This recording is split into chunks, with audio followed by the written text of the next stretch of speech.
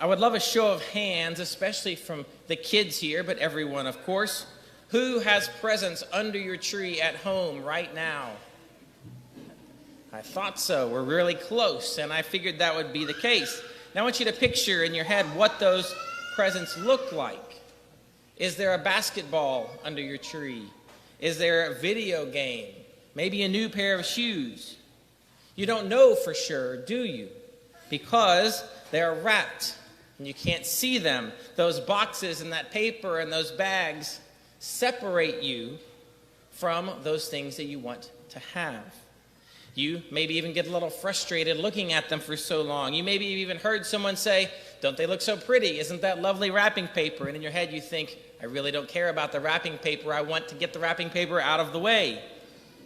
The box and the wrapping is keeping you out.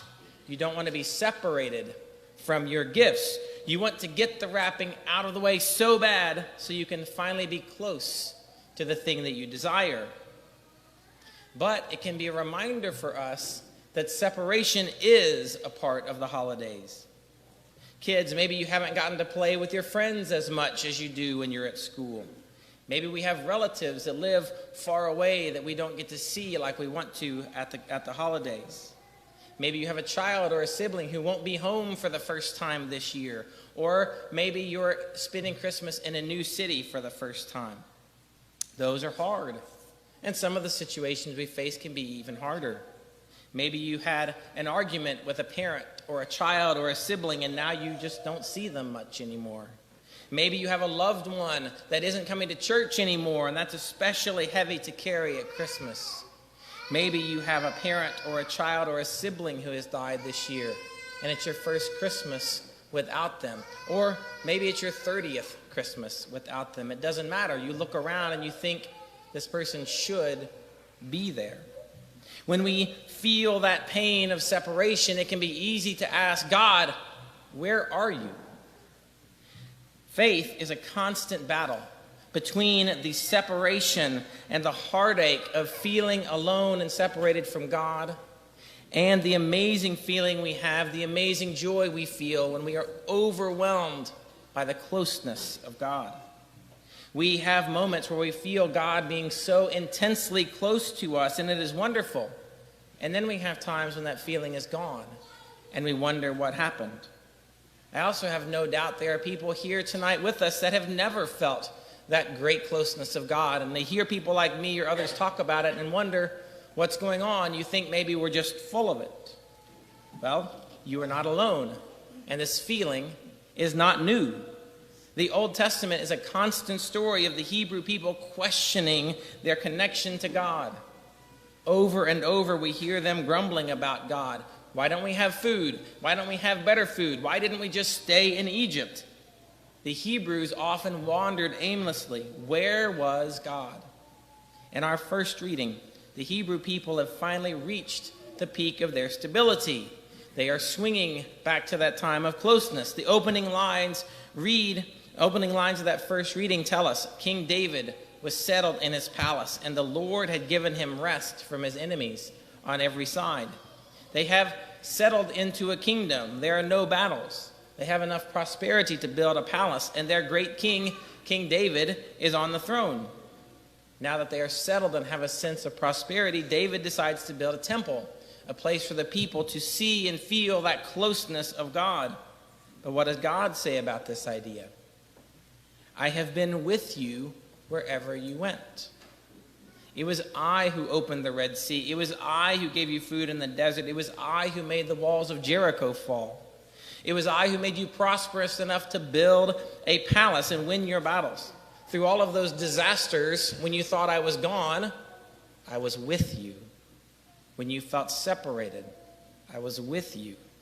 And David, when you are dead, I will continue to be with your people." God is here telling David that he is closer to him than he could ever hope to imagine or feel that he deserves. It is in this feeling of closeness to God that we want to sing psalms like today's psalm, "Forever I will sing the goodness of the Lord." Yet, even for David, this feeling did not last. In a few generations, Israel was conquered and the Hebrew people were taken from their beloved promised land and scattered across the known world. Today's psalm wouldn't quite echo in their hearts or ours in the same way. How can we sing the goodness of God when we have family members who won't even speak to us, or family members battling cancer?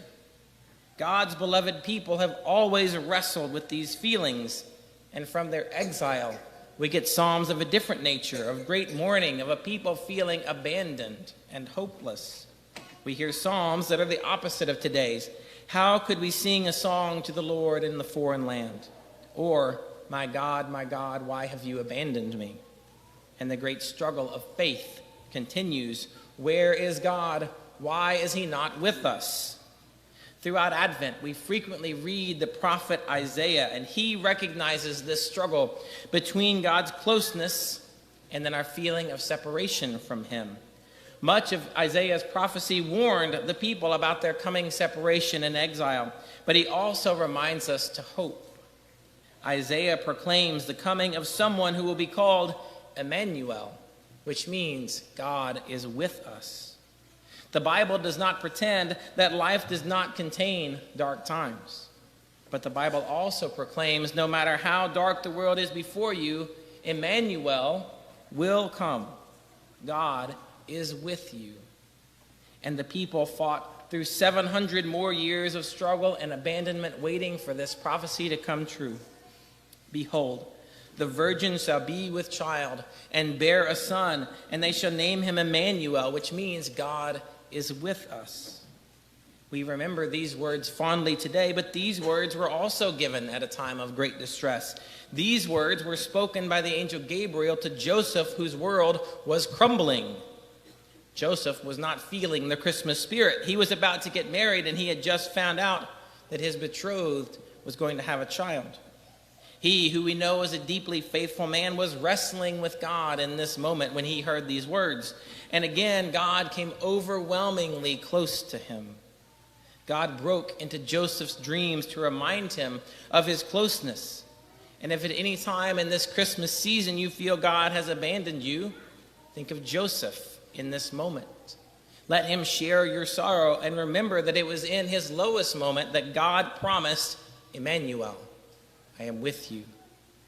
In fact, all of these joys of Christmas are preparing us for the greatest feeling of separation from God that would ever be felt: the empty cross on Good Friday and the body of Jesus wrapped in swaddling clothes and lying in a tomb. But, Deacon, what are you doing? We are in Christmas Eve mode. We are ready for Christmas. Why are you being a downer and talking about Good Friday? Because Emmanuel, God with us, is with us so he can die on the cross. If you struggle this Christmas, remember it is okay to remember the cross at Christmas, because it is only when we feel united to the cross that we get to rise with Christ on Easter. Christmas without Easter is incomplete, and when parts of your life are not perfect at Christmas, know that resurrection is coming. On Easter morning, as two people walked to a town called Emmaus, lamenting about how abandoned and disillusioned they felt, the Bible gives us a perfectly Christmassy line. The Lord himself drew near and walked with them. On the road to Emmaus, they walked with Emmanuel. Today, we celebrate the fourth Sunday of Advent. It is not Christmas yet. There is still waiting. Those boxes and bags and wrapping paper still taunt us with their separation. But we know the intimate closeness is coming soon. Soon, but not yet, we will tear into those boxes and enjoy the gifts and those who gave them to us. Soon, but not yet, we will know that God has come overwhelmingly close to our lives. He will be there with you. Not all of your struggles will be gone, but he will be there with you.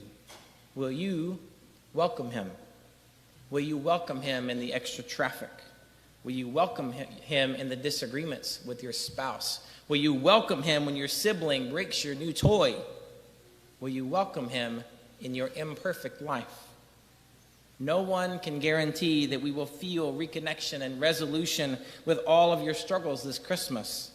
But God does promise that he is close to you, even when you feel alone, even when the world seems dark. Emmanuel, God is with you.